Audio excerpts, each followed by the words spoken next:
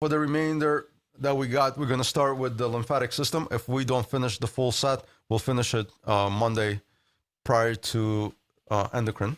Okay, so we're going to start with question 33. Ian, would you like to go since you have your hands up? Sure. All right. All right. Granulocytes form in the D, red bone. Yeah, red bone marrow is the correct, right? We're going to go with Irene for 79.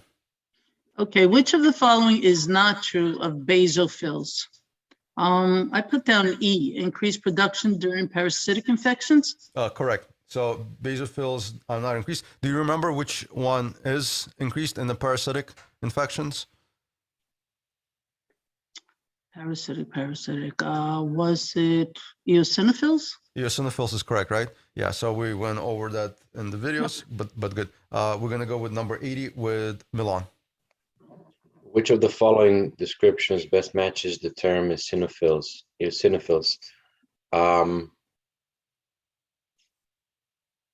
I want to go with C.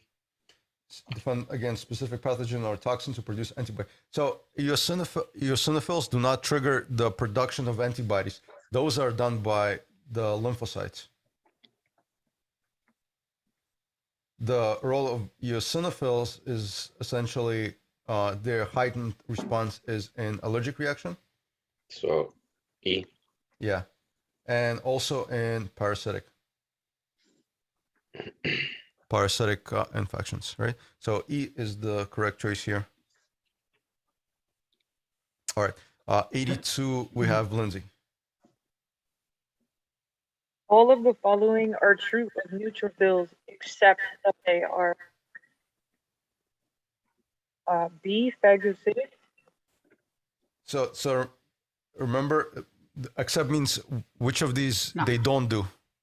Oh, okay. I was thinking the leukocytes were the ones that or the not so they are granular, yes.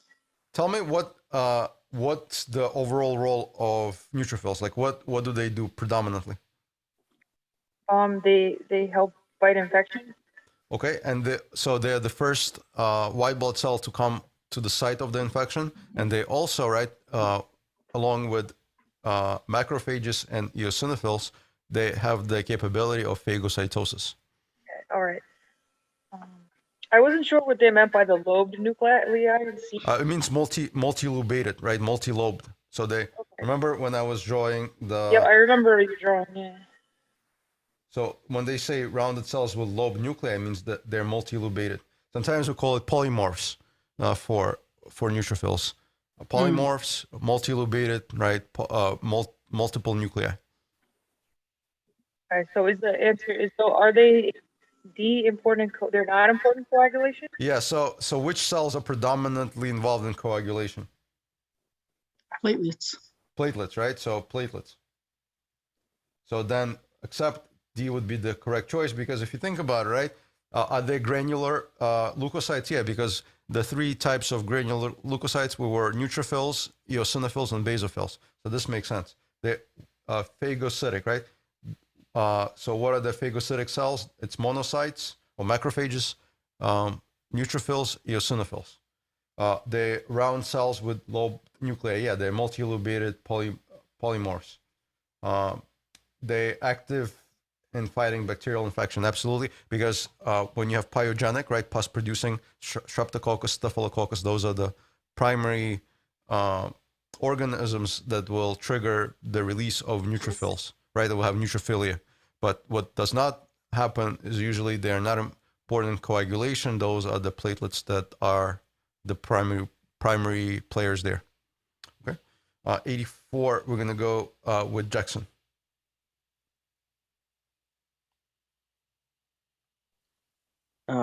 White blood cells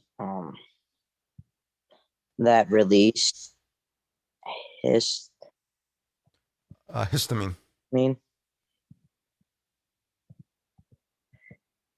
At the site of an injury are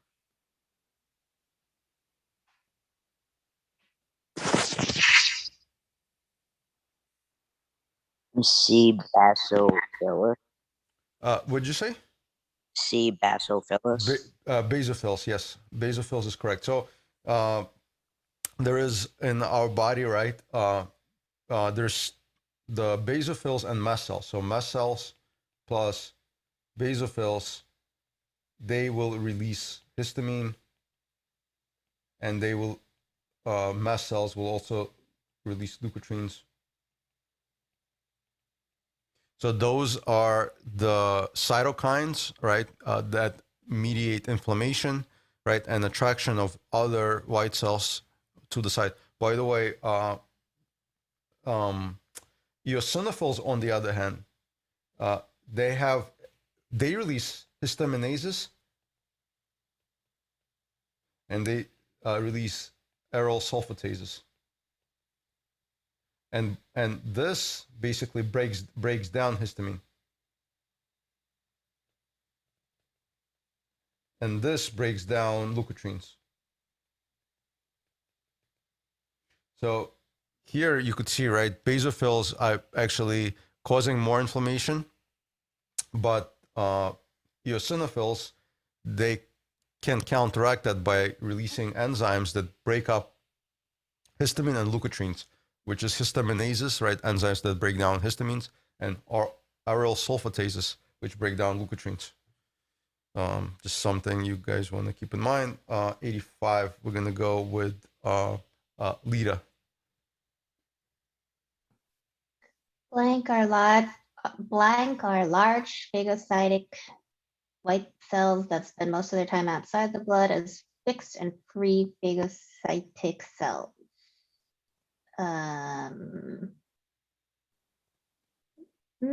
Monocytes. Yes, monocytes is correct. So once they are in the circulation, we call them monocytes.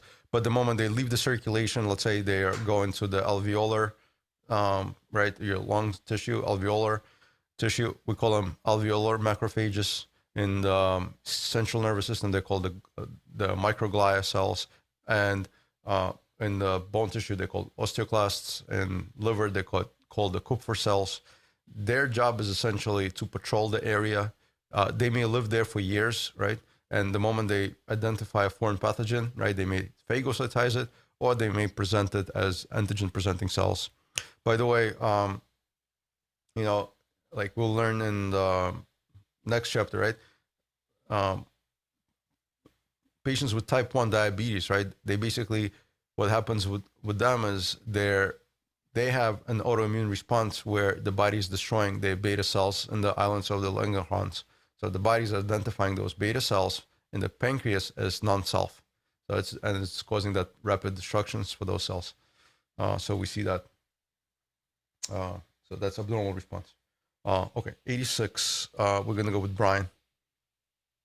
White blood cells that are increased in individuals with allergic reactions are the eosinophils. Yeah, eosinophils is correct. You also have some elevations in basophils in those, but because basophils make about 0 to 2%, you don't see that drastic elevation. But yeah, eosinophils are increased with these patients, but you do also have some basophilia as well.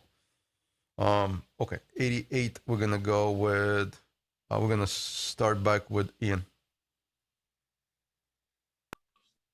Which of the following is false concerning neutrophils? I put less abundant than lymphocytes. Correct. They're usually most abundant, right? They're the first line of defense. Right. So false, right?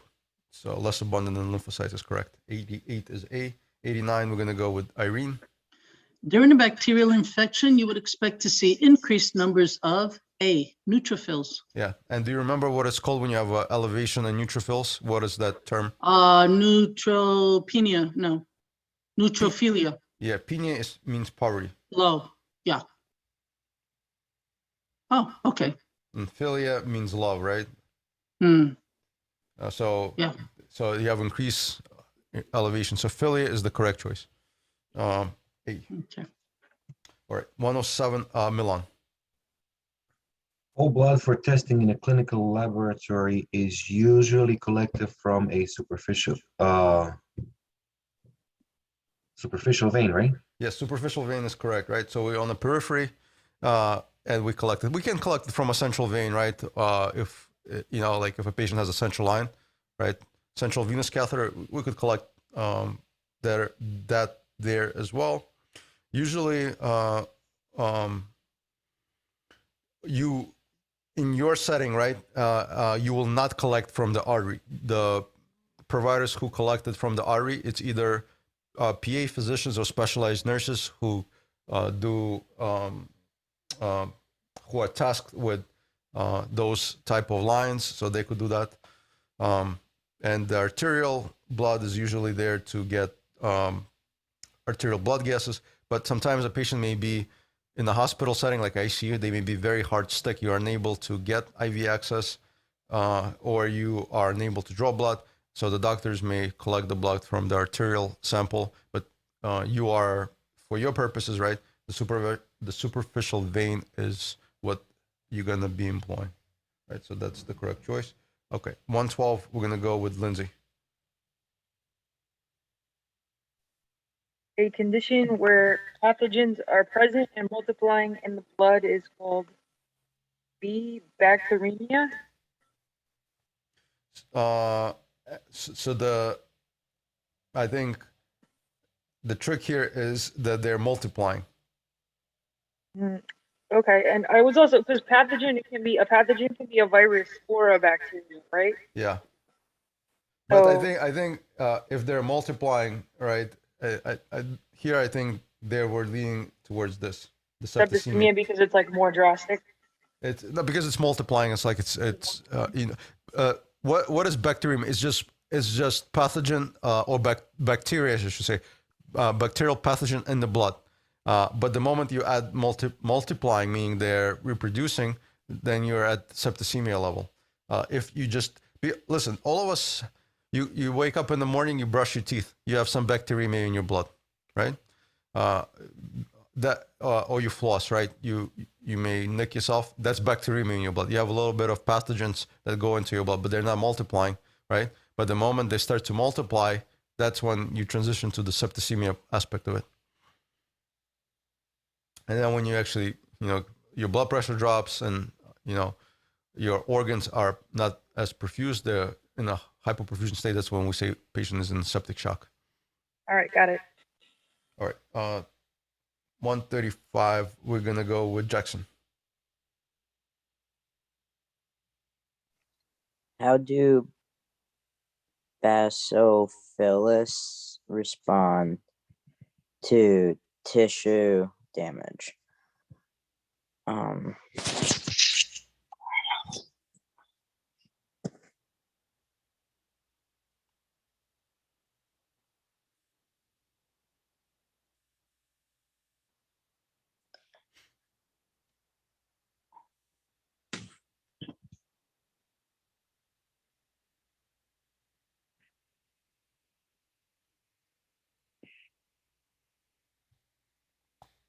B?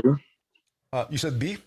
Yeah. Yeah, B is correct. So we already kind of talked about it.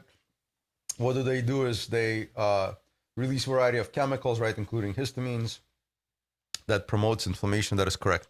So remember, mast cells and basophils, they usually are very much active in type 1 hypersensitivity reactions, IgE mediated responses. So once they degranulate, they will release histamines, and mast cells will also release leukotrienes to the site of the injury. All right, we're going to go with leader for number 136. Is that me? Yes, leader, go ahead. Yeah. Which type of white blood cells would you find in the greatest numbers in an infected cut? I'm not sure. So what would be the first? Eosinophil? What would be the first white blood cell to get released? Which is most abundant? Yeah, I don't remember. Yeah, neutrophil. Neutrophil. I don't know if you guys had enough time to watch the videos, but if you go back and review them, we go over that. Neutrophil is usually the first to be released. It's the most abundant, and it is going to come. It's going to try to phagocytize the pathogens that are there.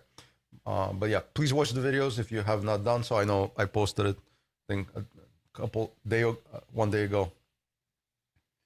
All right, we're gonna go with the lymphatic system. Let's do just the first two questions and then we'll stop. So we'll, I see, Brian, you have your hand up. Let's do number 3. Yeah. The lymphocytes are most important in E, fighting infection. E, fighting infection, yeah. That is correct, right? So they are going to be our forms of adaptive immune response. Larry, would you like to do 6? Lymphatic vessels are located in almost all portions of the body except A, the CNS. CNS is correct, right? We don't see the lymphatic vessels in the CNS. What we do have is we have the microglia that's patrolling the CNS and is going to recognize the foreign pathogens. And let's see, we have Kayla for 7.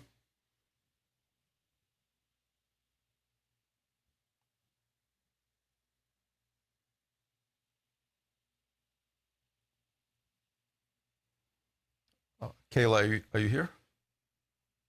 Oh, sorry. I did that whole question with it on mute. Lymphatic vessels commonly occur in association with A. High encourage. So lymphatic, remember what is the purpose of the lymphatic vessels? So they are to pick up the interstitial fluid, right? That's in the surrounding capillaries, interstitial space. So that's usually right there, be surrounded by the blood vessels, by the veins and the arteries and the capillaries. So all the fluid that's leaving the capillaries going into interstitial space, then the lymphatic vessels will basically going to pick them up. So they're in communication or association, I should say, with blood vessels. So we'll stop at number 7.